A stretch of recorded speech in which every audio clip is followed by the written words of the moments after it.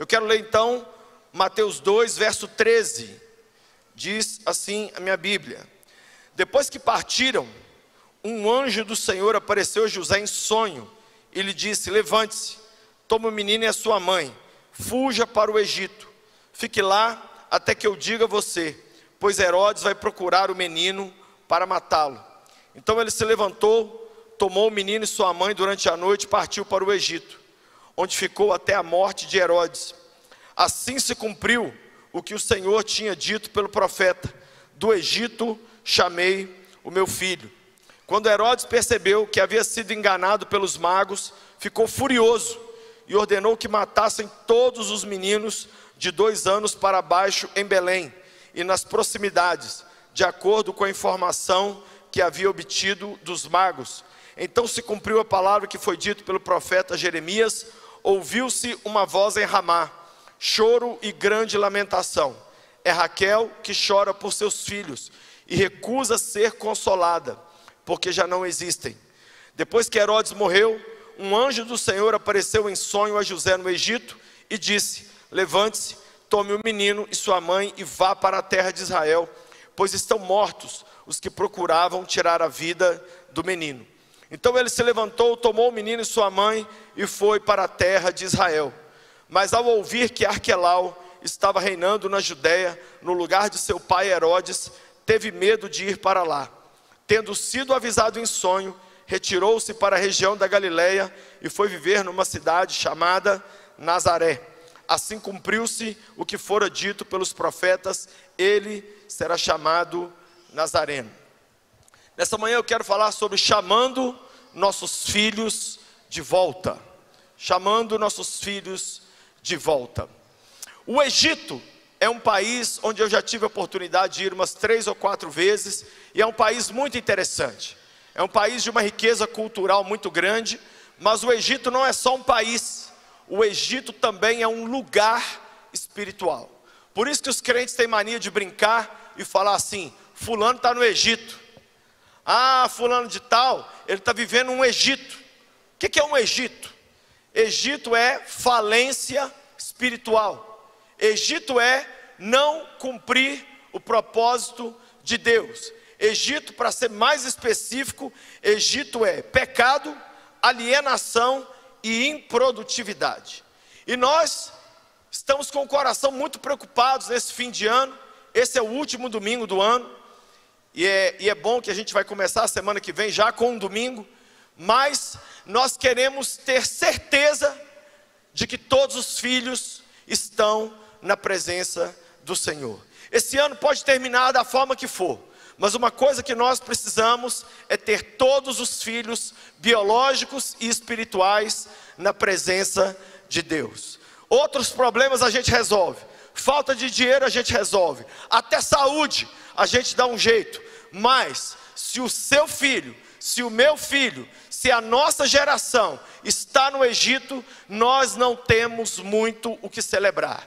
Imagine Jesus se esvaziou da sua glória, tomou a forma de um bebezinho, nasceu no meio de animais, lá em Belém, não tinha lugar para ele na estrebaria, e o Deus Todo-Poderoso entrou na terra da forma mais humilde, mais simples, mas logo que ele nasceu, ele foi para o Egito. Logo que ele nasceu, ele teve que ser levado pelo seu pai para o Egito. E as irmãs queridas, que me perdoem, Maria, a melhor mulher do mundo, essa história que dizem que crente não gosta de Maria é mentira. Nós amamos Maria, nós entendemos Maria como a maior mulher que já viveu, nós entendemos Maria como a redenção de Eva. Já que houve uma mulher que ajudou a colocar a humanidade na situação de desgraça que estamos, nós temos Maria, que é a mulher que veio redimir, sendo a mãe do Salvador. Sabe com quantos anos de idade Maria se tornou grávida pelo Espírito Santo? 13 anos de idade. Maria era uma pré-adolescente, quando ela um dia, na cozinha da casa dela, lavando vasilha, chegou um homem de branco e falou: salve agraciada, o Senhor é contigo. Quando ela olhou para aquele homem, ela assustou e falou: o que é isso? Aí aquele homem falou: olha, você vai dar à luz um filho, o nome dele vai ser O Senhor Salva. Yeshua. O nome dele vai ser o Senhor salva, e ele vai redimir o seu povo dos seus pecados.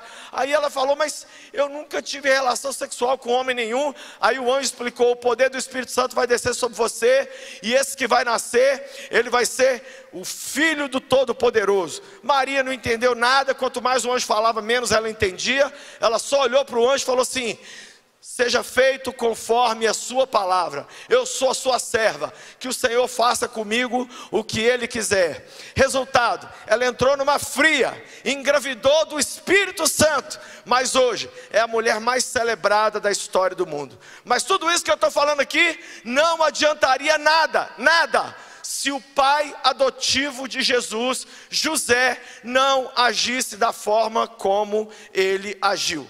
Jesus, enquanto homem, não tinha pai, e Jesus, enquanto Deus, não tem mãe. Vou repetir, Jesus, enquanto homem, não tem pai.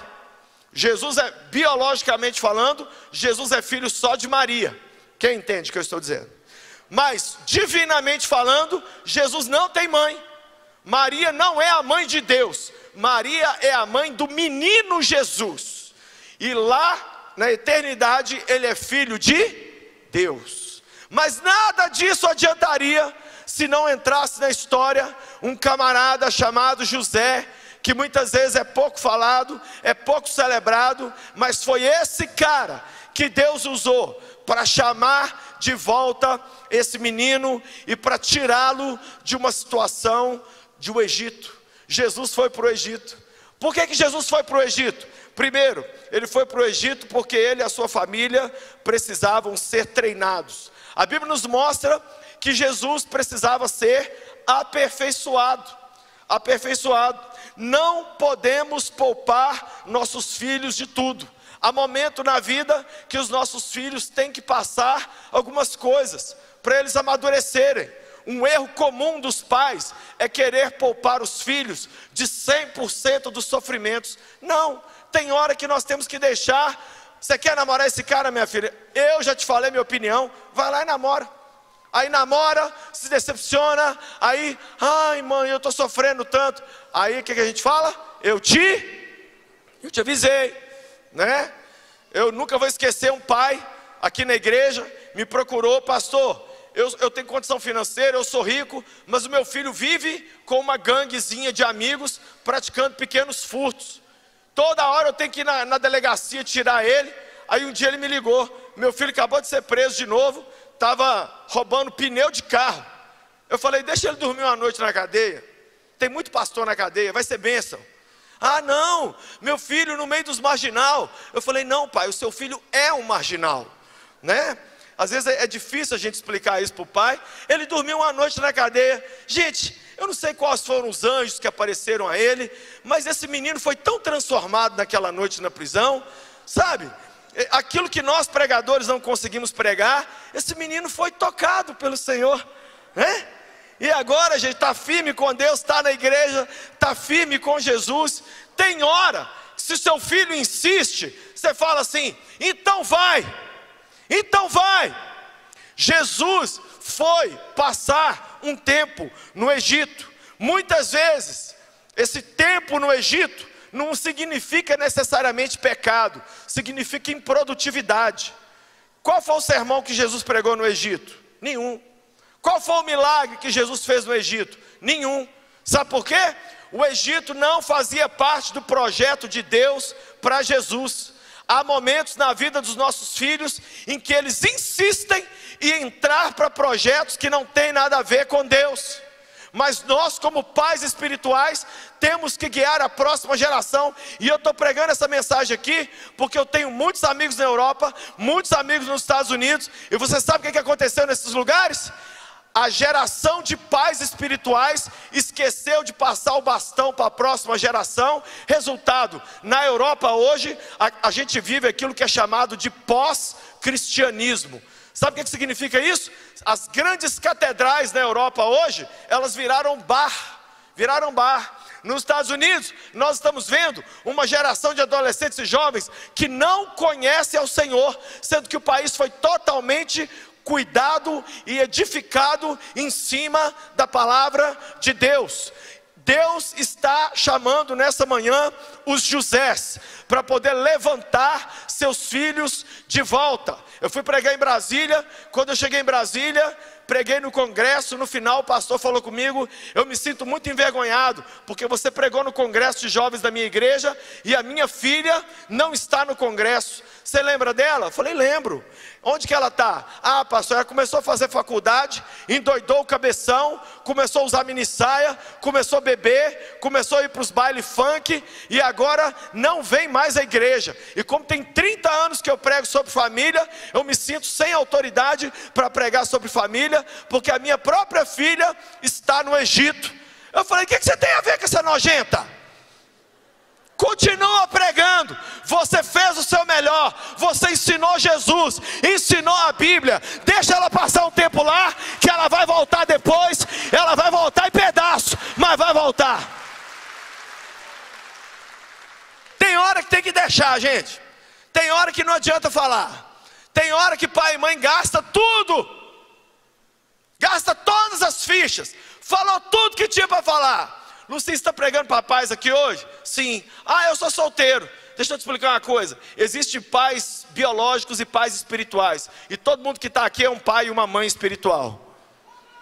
E eu tenho mais para te falar, hein? Se você não é pai e não é mãe espiritual, você fez vasectomia espiritual. Ou ligadura de trompa. O que eu quero dizer com isso? Que todo cristão tem que gerar cristão. Passarinho gera passarinho, porco gera porco, zebra gera zebra, e crente tem que gerar outros crentes. Então não é só para quem, igual no meu caso, eu tenho 2 filhos, a Emily e o Davi, não. Eu estou pregando aqui para todo mundo.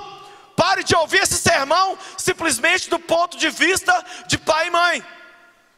Segundo motivo que Jesus foi para o Egito, porque o seu pai, José, ouviu a Deus para livrá-lo do infanticida Herodes.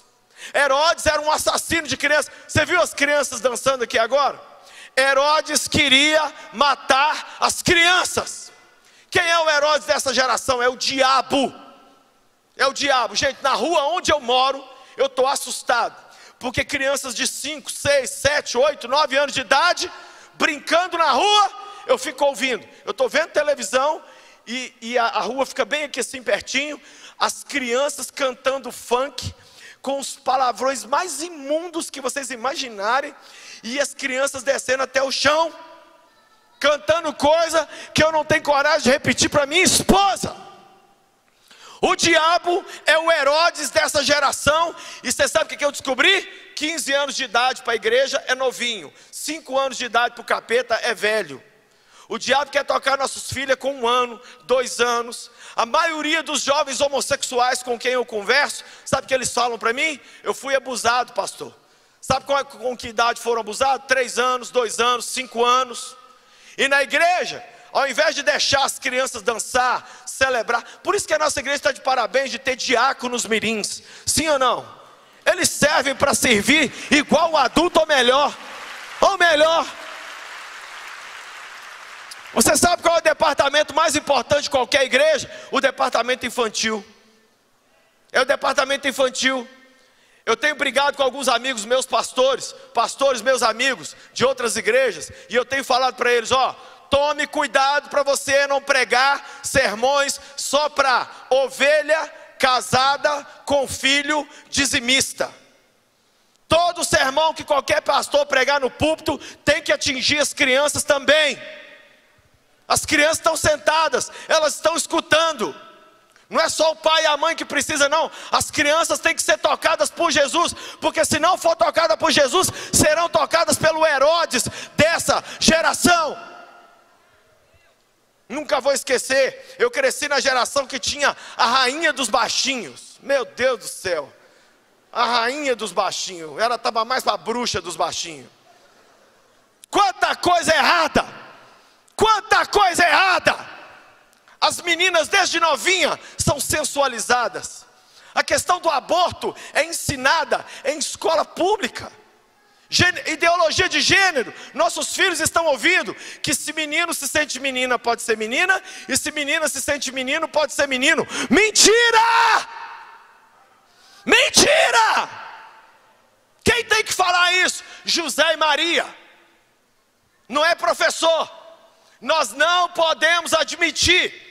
Você vai votar ano que vem? Eu vou te falar. Porque brasileiro, gente, eu tenho um problema muito sério. Na hora de votar, ele só pensa uma coisa: qual desses candidatos vai encher meu bolso de dinheiro? Você sabe o que é que me faz votar num cara hoje ou não votar num cara? Seja para vereador, seja para prefeito, seja para deputado estadual, deputado federal, governador, senador ou presidente. Eu quero saber o que esse cara pensa sobre a família. Essa é a coisa número 1.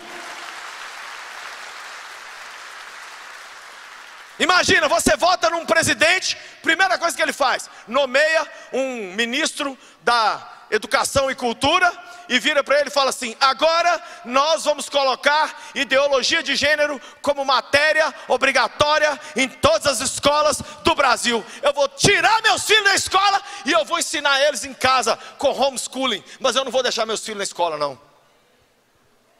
Sabe por quê? Porque esse José aqui não está morto não. Esse José aqui está vivo. E eu não vou deixar o meu Jesus ser destruído. Toda vez que um adolescente, um jovem, uma criança é tocada pelo mal, é uma vingança de Satanás, porque ele queria ter tocado Jesus e matado Jesus. Já que ele não pode matar Jesus, ele matou todas as crianças que havia ao redor de Belém. Eu já estive em Belém algumas vezes e eu perguntei para os moradores de Belém: como é que é essa história? Já que os magos enganaram Herodes e fugiram por outro caminho, Herodes simplesmente fez o cálculo e falou assim: esse menino Deus deve ter uns 2 anos de idade, eu quero que mata todas as crianças de 2 anos. Imagina isso, gente, virar aqui em Belo Horizonte e falar assim: mata todas as crianças de 2 anos de idade para baixo, que aí nós vamos pegar esse menino no meio. Você sabe o que é o triste dessa história aqui, gente? O triste dessa história é que Herodes já via Jesus como rei. E nós muitas vezes não vemos nossos filhos como rei. Sabe aquele menino sonso que você tem dentro de casa? Sabe aquele seu primo que não sabe conversar 2 palavras? Sabe aquele abobado que você encontrou agora na ceia do Natal? Que tropeça nele mesmo? Sabe aquele trem? Aquilo ali tem valor demais para Deus. Tem valor demais para Deus. Tem tanto valor para Deus que infelizmente tem valor também para Herodes.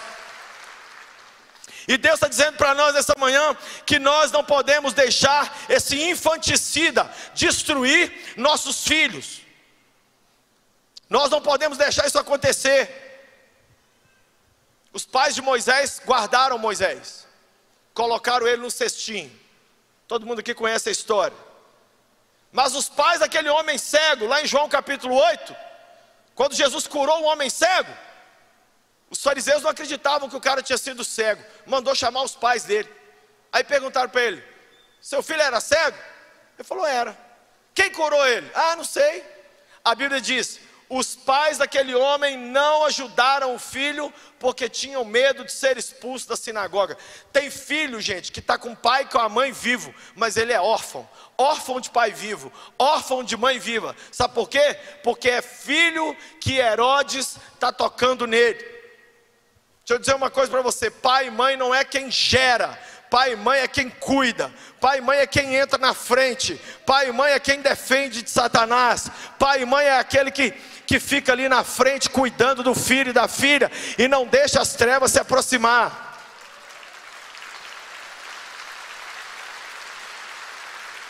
A maior tragédia que aconteceu no mundo ontem não foi você passar o Natal longe dos seus filhos. Eu senti muito o Natal de ontem porque eu não estava com a minha filha. Mas a maior tristeza não é essa. A maior tristeza é se eu tiver um filho meu que não está na presença do Senhor. Isso é tragédia. Isso é triste. E muitas vezes o pai e a mãe estão dentro de casa. O filho também está dentro de casa, mas ele não está vendo que Herodes está levando esse menino para matar. Sabe por quê? Porque existe um pouco de Jesus dentro de cada filho nosso, dentro de cada filha nossa. eles são preciosos aos olhos do Senhor. As crianças, gente, têm um coração puro, elas amam a Deus. Você vê as crianças aqui, elas me mandam um bilhetinho: ai pastor, eu te amo, quando eu crescer eu quero ser igual a você. Eles têm uma pureza, uma inocência, o radarzinho deles é limpo. Olha para mim, pai e mãe, homem, mulher, solteiro, solteira que está aqui, Deus quer usar você como José. Você sabe por que José levou Jesus para o Egito? Para livrá-lo de Herodes. Nós temos que poupar nossos filhos do Herodes dessa geração.